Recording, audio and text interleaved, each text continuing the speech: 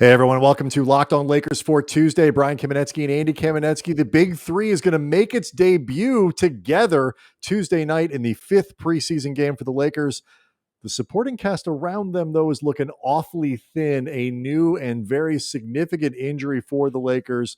We will break it all down next.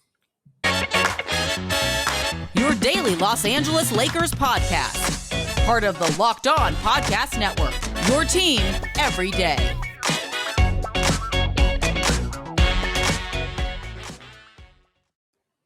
Want to thank everybody for making Locked On Lakers your first listen of every day, Monday through Friday, every day, a fresh Locked On Lakers podcast. Sign up, subscribe as well for Locked On Lakers on YouTube. You get all the podcast, but also, Andy, news like we had today when it breaks, like Talen Horton Tucker's thumb. We post about that. Well, it's thumb ligaments, to be more specific. Yes, and we will talk about that. There is a universe, Andy, in which the Lakers they get to camp. They've got all these new players and everybody's on the floor and they're working through the preseason and it all looks good and continuity is developing as the season begins. Good God, we do not live in that world. Nope. So as the Big Three makes its debut on Tuesday night, something that we'll get to over the course of the show, we really do need to start with what's going on with the rest of the team because Trevor Ariza already out 2 months with an ankle surgery. We learned Malik Monk is going to miss at least the rest of the preseason with a groin problem. Talen Horton Tucker out indefinitely, a matter of weeks, I'm sure, after he's going to have surgery on his thumb to repair a torn ligament. This is very, very bad news, Andy. Yeah, and it's felt like the Lakers were preparing for bad news because Frank Vogel had been pretty evasive when asked about the situation with Talen Horton Tucker. The team already has not only been dealing with injuries, not only been dealing with a lack of continuity in the preseason itself, it's all starting to pile up in a very specific area of the roster where they were already at their thinnest to begin with, which is basically guys who you could designate as small forwards. That might not be their primary position, but guys that you could look at and credibly say, that dude can play some three for us. Trevor Ariza had been reported under consideration to be the starting small forward, or at least in line for that perhaps, even though I think at this stage of his career, everybody would agree he's better as a 4 than a 3, but his past includes a lot of time at small forward. And it also gives you you can move LeBron as a big 3 and all that. It gives you some options there. Right. Kent Bazemore was somebody you and I have talked about a lot as he is height-wise pretty undersized to play the 3, but he can make up for it with length. He's got really long arms and just the idea that he is a very smart, disruptive defender, as we saw actually in Sunday's preseason game against the Suns. So, he is a guy on that list. LeBron obviously can be whatever you want him to be. But then Talen Horton Tucker was on that, as you've now heard, pretty short list of at least somewhat credible guys to do that. Now they're like down Bazemore, undersized based on height, but with the wingspan to be able to do it. Oh, yeah. I mean, his wingspan is even longer. It makes Bazemore's arms look short. Yeah. T-Rex. Kind of flopping around like that. Yeah, it's pretty not like Talen Horton Tucker is basically like a Mr. Potato Head put together incorrectly. I don't know what the Lakers are going to do now. This is going to be very interesting moving forward because there's also, Brian, the skill set element of what they would be looking for with THT and the trickle down effect of that absence. Let's do that part before we do the roster part of it, because both are really important.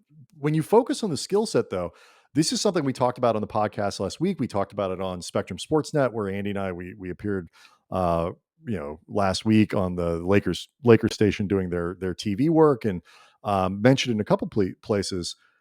When THT and Kendrick Nunn, for example, play together, you talk about the ball handling ability of THT in the offense, initiation, the passing.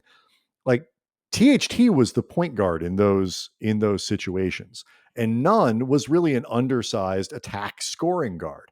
And that opens up optionality for Frank Vogel. Nunn is not a great true point guard. That's not what he does. He's he's okay, but that's not his gig. And so being able to line him up next to somebody like THT makes it so you can play different lineup combinations, still have offenses that can be conducted, but not have to put Nunn next to Westbrook or next to Rondo, or rely on Nunn to do things a little bit further outside his comfort zone, or have to play with LeBron or whatever. Now some of that goes away. And so, you have a situation where the versatility of Nunn is impacted here. The versatility of Bazemore. You're going to ask him to do a couple things ball handling that you probably don't want Kent Bazemore to have to do. Or do you just end up having to lean on the big three to do more stuff than you would like to when you develop this sort of what you hoped would be a fairly versatile roster and rotation? Because a lot of that is just gone for the next presumably 6 to 8 weeks. Oh, you brought up a really good point with Kendrick Nunn about him being, he's really a shooting guard in a point guard's body. Like, the only reason he's not universally thought of as a shooting guard is he's too short for those measurements. The Lakers now with THT, who's, he's a strong dude for his size, and we already talked about his length, and then Ariza being out, like a team that over the last couple of years has been really, really looking to dominate with size, starting to get a little shrinky, Brian. I've already seen the how they're working this from a marketing standpoint. They say we're putting the small back in small forward. I mean, oof. A lot of little dudes. You know what that is? That's spin. Yeah. That's some really quality spin right there. Yeah, I mean, but that's part of the problem here. Like they were already short on guys who what you would call, as wings, 3-4s. Small forwards, wings guys can be divided into two groups. It's like, are you closer to a 2-3 or are you a 3-4? LeBron is a 3-4. Ariza is a 3-4. Bazemore is a 2-3. Yes. THT was a 2-3.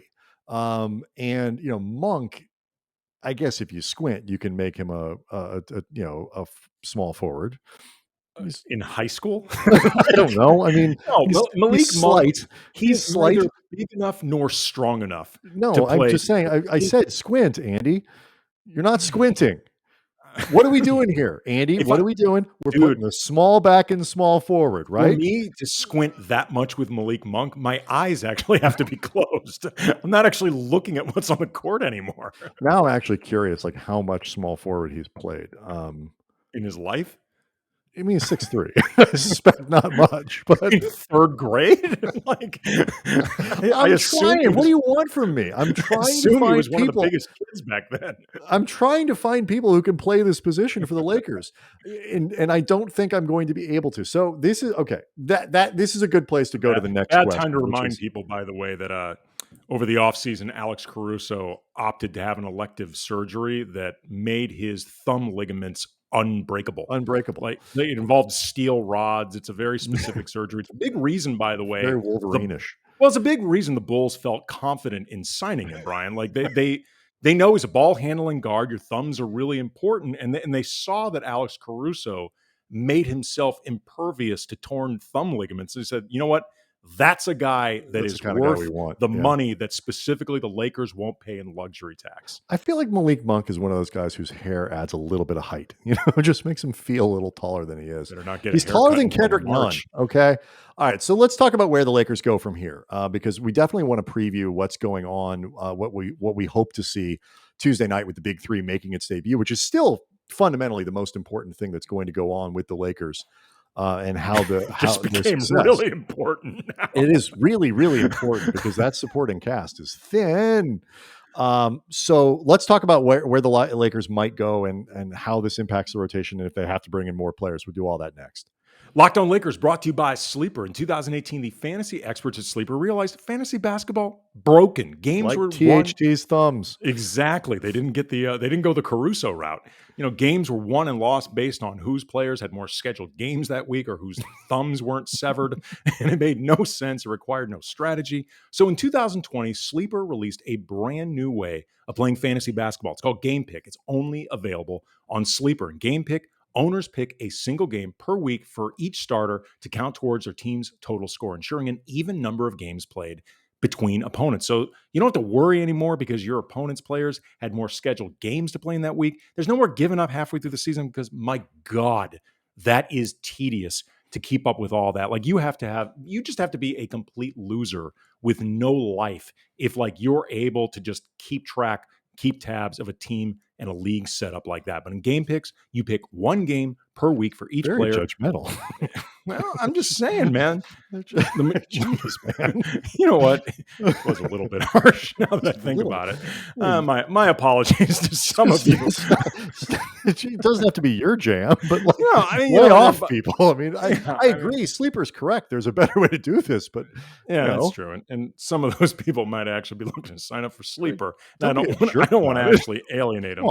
Sorry about that. Yeah. In game picks, you get to pick one game per week for each player based on player matchups, home versus away, opponent's defensive ranking, pace of play, and more. They offer redraft, keeper, or dynasty. So if you prefer weekly strategy instead of just busy work because, hey, you're a normal, good person with a full life just like the rest of us, then you are going to love Game Pick. So download the Sleeper app, start a league today with your friends. You will not be disappointed. If you are James Ennis, Andy, at this point, and the Lakers don't go sign you, or you are Wes Matthews at this point, and the Lakers don't pick you up, or at least call, aren't you a little offended? I said in a show last week that if the Lakers don't sign James Ennis, who, I mean, it cannot be overstated how much this dude is signaling to the team. Like after Sunday's preseason loss to the Suns, where the Lakers lost by 20 billion or whatever it was, he actually tweeted out, and I'm paraphrasing, but not by much, "I play defense, sign me, LOL." I mean, like, seriously, like do you know for sure he wasn't subtweeting a different preseason game? I don't know, but like he is reaching single white female territory with Rob Pelinka. Rob Pelinka is going to either have to sign James Ennis or put out a restraining order. Like it's one or the other. And if it's not Ennis, it's got to be Wes Matthews. They need to bring in a live, credible body who is a credible wing and be able to put him on the floor. Like I saw people on Twitter, whether in our timeline or just in the Twitter sphere at Cam Brothers, talking about how this could open up more opportunities for Austin Reaves.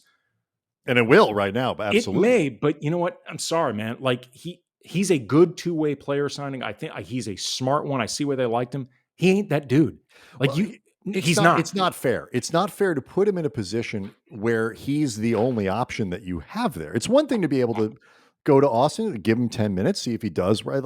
But you don't want to be in a position where Austin Reaves is the answer to your question. You want him to be an option where he can play his way into minutes. If that's what happens, great. I'll take it a step further. I don't give a shit if it's unfair. It's just not a good idea. Like you can't do that. No, you saw in the Suns game, they were good, and this has not been the first time it's happened. They were going out of their way to target him defensively, to put him in switches where he has to guard Chris Paul, where he has to take on the most difficult assignment, and he's not up for it. And again, that is not a knock on Austin Reaves. Like I think he was Hillbilly Kobe, Andy. No, Hillbilly Kobe was a really good two-way pickup. I mean, like it would not shock me at all if he ended up a credible NBA player in 2 or 3 years. Like I'm glad that they brought him in. He's not ready for this. Like I don't think he is. I don't think he's ready for a regular role in the rotation where teams, frankly, don't blow him off. Yeah, I mean that's the thing. I think he does certain things well defensively. He's a very smart player. He is intuitive about the game. Sure. There are a lot of things to like about him. It's just it's not a good position to put him in to be able to do this. So the argument that the Lakers made, and I think it's perfectly reasonable to keep that 15th spot open. And we're not talking about the two-way here because the type of player you can sign to a two-way deal is not likely to be the kind of player who can solve this problem. You need to sign an actual NBA guy. The argument is if you have this 15th roster spot and you fill it, this person's not going to play if everybody's healthy and everybody's there, whatever. And so your your $1.8 million investment is actually a $7 or $7.5 million, whatever the luxury tax equivalent is. And that is a dumb use of the Lakers' money. And we could have all kinds of arguments about Caruso's value or THT or this guy or that guy, whatever. Spending an extra $7 million for somebody to literally never play is a dumb use of your money. That's the reason Jared Dudley's not on this roster. Yes, and it is. I am 1,000% in alignment with the Lakers on that. But that scenario is gone now, and so you have to decide: what are the impacts of going potentially 2 months with one small forward on your roster who is, one true small forward, and even if some people call LeBron a power forward at this point, but on your roster, and he's in his 19th season and he's 37. You spent the offseason making shockingly bold moves to lighten the guy's load. You have other forward options. You can play the traditional centers. You can put Carmelo out on the floor more. You can slide Bazemore down to the 3, but that not much else. And so if you have Wes Matthews or James Ennis or a person who gets cut from another roster before things are done, who's an NBA player who's currently in Europe, someone correct. Like that person is likely to play 50 to give you 10 to 20 minutes a night, depending on who it is and how well they play. That becomes worth, I think, the investment. And then, could you run into trouble where later on you got to cut a guaranteed contract? Yeah, but I mean, at some point, in for a penny, in for a pound here, right? Like, yeah, you're cutting off your nose to spite. And this is not me saying they won't do it because of the money. I'm just talking through it for something that happened on Monday. Yeah, I mean, you and I have both been. We both were disappointed that finances could get in the way of signing Alex Caruso, if for no other reason than Caruso represented a very beyond how he could help you on the court and the way he was very specifically slated to have utility. Like, his contract would have been set up very nicely where you could combine it with, say, THT and Kendrick Nunn and maybe trade for another really big impact player. Like, there's a certain amount of roster flexibility that you would have gained with Caruso beyond, again, what he can do for you on the court. But you and I have also been, I think, very clear. Like, the idea of the Lakers are spending, I think it was like $40-something million. Yeah, and you're even more sympathetic than I am. Like, I'm a little bit more of it's like, not my money. I would love to see them spend it, but they're not cheap. Well, no, I'm not sympathetic towards them in the slightest. I don't care how this money affects them. Like, if it means that, Jeannie one day a week, has to purchase a little less if she's out to dinner or something like that. I don't really care. I have no Chipotle. Well, we folks, we're tightening our belts around here. We kept Alex Caruso. So we're going to use the Ralph's brand goat cheese instead of name brand. My larger point was just like, it's not about sympathy towards Jeannie or any other member of the Bus family or any other of the main investors. I'm not worried about any of them. I don't care about how this affects them financially. My larger point was just, I don't look at $40 to $50 million in the luxury tax and say that's nothing. Right. I just think that's sort of an asshole perspective. Yeah. All right. I have one more question I want to ask about this related to continuity and why it matters that so many of these guys are in and out of the rotation this early in the preseason. We're not even in the regular stuff, but it's obviously going to be a thing going forward. Before we get to previewing the big 3, which again is happening Tuesday night, according to Anthony Davis, and is a BFD. So we'll do that next. Locked On Lakers brought to you by BetOnline. Back and better than ever. All eyes are on the gridiron as teams are back for another football season, which, Brian, we say every week. It's bonkers. That Chargers Cleveland game this weekend was insane. Yes. Insane. Yes. And it was not the only one that was insane. And, while neither one of us watches a ton of college football, I happen to be watching a good chunk of Alabama A&M because my wife went to A&M. Oh my God, that game was incredible. Who won? That was A&M. Good for them. They beat Alabama. So there's a By the way, I lot don't watch going on college right now. football. And BetOnline is always your number one spot for all the pro and college football action this season. New updated site and interface with more odds, props, and contests. The number one source for everything football. So head to the website, use your mobile device, sign up today, receive your 50% welcome bonus on your first deposit. Don't forget to use the promo code Locked On to receive your bonus from football, basketball, boxing, right down to your favorite Vegas casino games. Don't wait to take advantage of all the amazing offers available in the 2021 season. Bet online, the fastest, easiest way to bet on all your sports action. Bet online, where the game starts. All right, look, by the way, guys, when we go to Chipotle, don't be trying to slide in any extra chips and certainly not guacamole. We're not paying for that. We are tightening our belts for the luxury tax. Every time an employee goes to the facility in El Segundo, Jeannie checks through the bag for guac. For queso. That's one of Linda's new duties now. Are you throwing away that napkin? What are you doing? Keep that. That can go in the kitchen. Like, there's no reason to throw that away. Maybe if some of you had bought a little less queso over the year, the bald eagle would still be in LA. Exactly. You can have Don't blame Shannon me. Brown. I blame you. Andy, you can have Shannon Brown or you can have the carving station. You can't have both. That is an inside joke.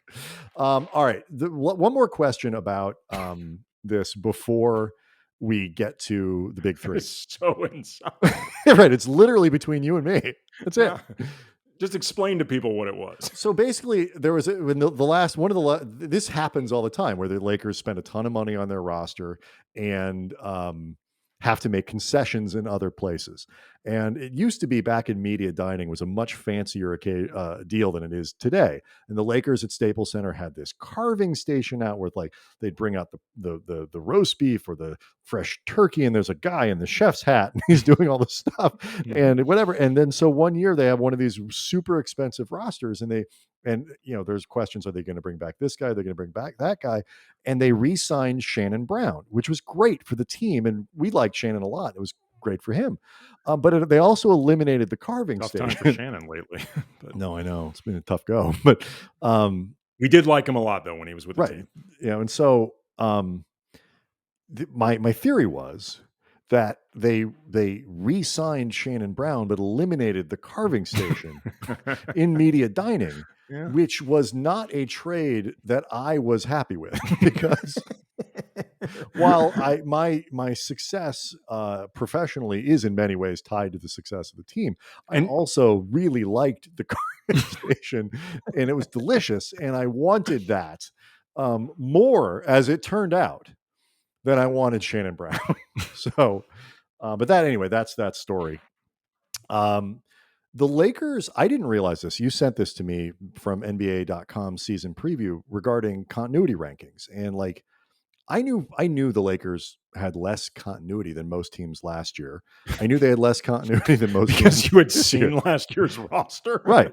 The Lakers have 3 people returning from last year's roster to this year's roster.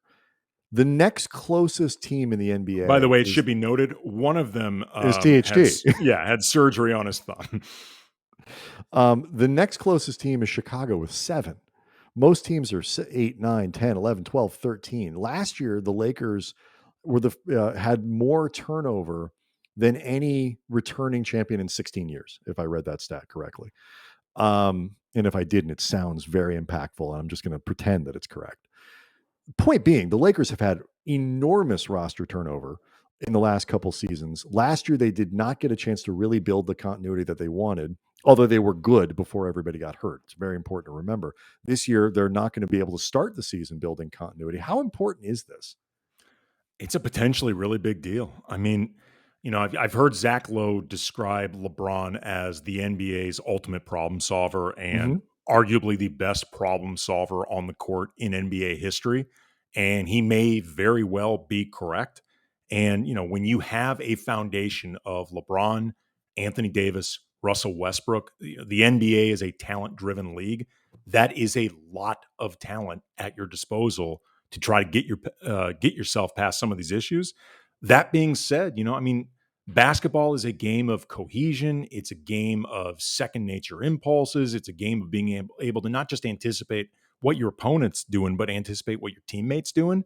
And familiarity is a big factor Mhm. in making all that happen. And the Lakers right now are just, they're at a place where, it's not even just that it's a whole bunch of new faces. It's a whole bunch of new faces that have not played together much in this preseason. It's what we And talked about Westbrook, actually in Monday's yeah, and podcast. Wes, I want to tee you up for that, like, because Westbrook talked about, it's not just me getting used to them, it's them getting used to me, because Westbrook plays at a different pace.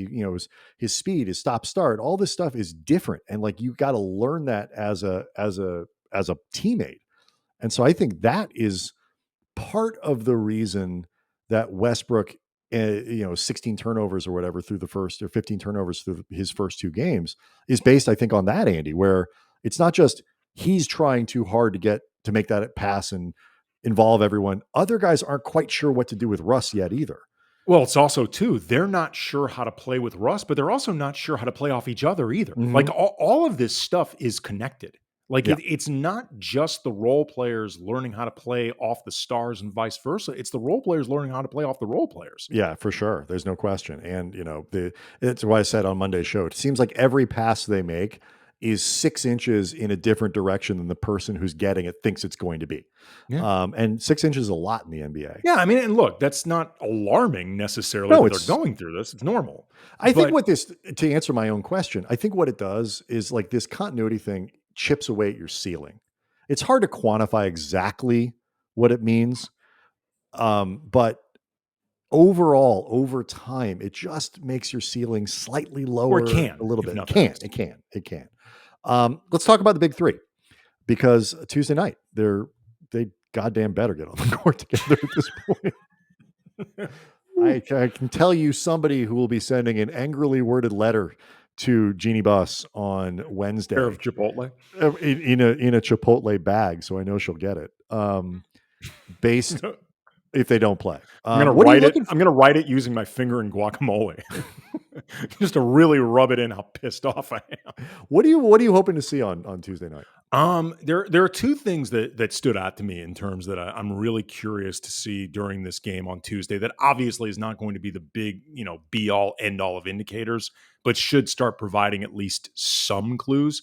First of all, I'm really curious to see what Russ does off ball. Playing with LeBron and AD. Like, what does it mean now when the three of you are together and there could be actions involving LeBron and AD? Like, what does that mean for Westbrook? Because, we've talked about before, like the idea that Russ is automatically useless if he is off ball because he's a bad outside shooter. I don't subscribe to that, because I feel like there's more he could be doing. Whether he will do it and whether the Lakers figure out the best way to utilize that willingness, that's another story. Mhm. But the idea that Russell Westbrook is not talented enough to find different ways to make himself dangerous if he's not the guy running the offense, I'm sorry, man. I just don't buy into that. No, it's a lot like playing defense. It's like, it's some of it's muscle memory. It's hard to, if you've gone a certain amount of time without doing something, to start doing it is hard. Like, it's hard to break habits and build habits in your daily life with normal things, let alone, in your professional life. And in That's a something really good point. But they're just really quick that you're bringing up, Brian. Just like the idea, a lot of this is habit breaking as opposed to pure stubbornness or ego or things like that. So, change is hard. Change is really, really hard, particularly when you've been rewarded so much for doing things a certain way. I want to see what Davis looks like, and I don't expect all of these to happen on Tuesday in a preseason game, but like, we've spent a lot of time talking about how, in theory, the combination of Westbrook and LeBron together can empower Davis. And I thought he looked really good on Saturday. Shot goes in, shot doesn't go in, but the way he moved, the aggression, the decision making, the forcefulness of it, he looked like a guy who kind of was playing into his larger, stronger frame. And I want to see what that looks like when he's got LeBron and AD. How fast do they get up and down the floor? And what that means for him. Does he get six to eight cheap points a game just from running the floor and finishing at the other side? And then, can the Lakers play a little bit better defensively? Like a little bit? I don't expect second quarter on Sunday where they were dominant. It was easily the best quarter they've played. but something in between that and like most of the other quarters. Yeah. It'd be nice. But Yeah. so yeah, I'm looking for AD and signs of what that could look like, and then pace. Like with Russ and LeBron out there, do they really put? They have not played as quickly as I was sort of thought they might in the preseason, but Russ has only played 2 games, and they turn the ball over 450 times in those games, which slows you down. Yeah. The last thing that I'm also looking for, at least for, glimpses of hints, that sort of thing in this game on Tuesday, is what the rotation looks like between the big three. Like, how often is it all 3 of them together? How often is it 2 of them?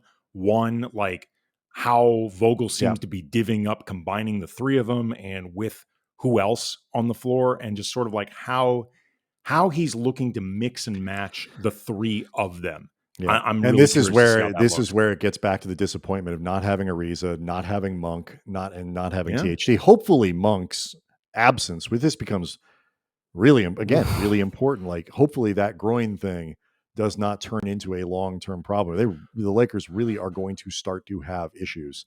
Well, I mean, not to be Downstream in that supporting cast. negative about this, and I want to make this clear. This is based off nothing other than what we've been told by Frank Vogel, which is just they're going to be evaluating. And Vogel did express some hopefulness. They were hopeful he'd play an opening night. Right. So my hope is that this is relatively mild and they're just being extremely cautious, which makes sense. Groins are just really tricky. They're a really tricky and sometimes recurrent injury, and it's not something you want to see baked into the plans in the preseason. It's among the worst of all the injuries. It's the groin. Yeah. All right. Again, thank you everybody for making Locked On Lakers first listen every day. Really appreciate you joining us 5 days a week. We got a fresh one of these every single day of the week. And it's going to be an interesting season, one that we want you to follow along with us wherever you get your podcasts. Locked On Lakers on YouTube, not just for the podcast, but also breaking news updates and analysis. Things like on Monday when THT has thumb surgery, or the announcement comes out, or the news, you will get some reaction to that and some analysis. You can start talking about it right away. And all of that happening here on Locked On Lakers. And we'll see everybody Wednesday. Thanks.